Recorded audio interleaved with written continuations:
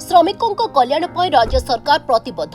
अंतर्जातीय श्रमिक दिवस श्रमिक ओडिया श्रमिक साथी मोबाइल ऐप लोकार्पण करिसेंती राज्य सरकार। या द्वारा निर्माण श्रमिकों पंजीकरण ठारू आरंभ करी विभिन्न सरकारी सुविधा हस्तगत निमित्त कार्य आहुरी सहज हेब। ता सहित विभिन्न बोर्ड जरिया राज्यव्यापी 50 कोटी ऊर्ध्व सहायता राशि बंटन एवं भुवनेश्वर डुमडुमा और कल्पना छकरे श्रमिक प्रतीक्षा केन्द्र लोकार्पण करा जायछि। आंतर्जातिक श्रमिक दिवस अवसर आयोजित राज्यस्तरीय समारोह श्रमिक सब सुविधा उपलब्ध कराई मुख्यमंत्री मोहन माझी। ए अवसर मुख्यमंत्री कहिसेंती श्रमिक माने देशर विकास रे निरवच्छिन्न भाव में सेमानक योगदान दे आसुछंती। आज अनेक श्रमिक परिवार असुविधा रे रहुछंती। झियो बाहागर ठारू आरंभ करी अन्य समस्या सेमानकर रहिछि।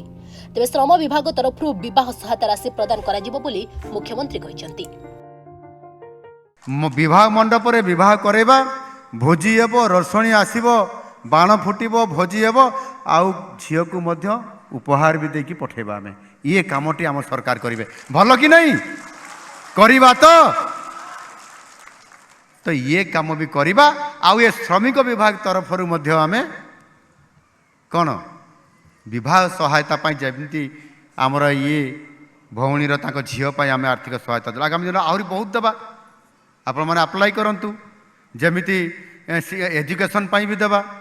जिते मृत्युकालीन सहायता मरीगला पर भी आम परिवार को दौरान एवं अंत्येष्टि क्रिया भी सहायता आम दौरान ये काम दौरान।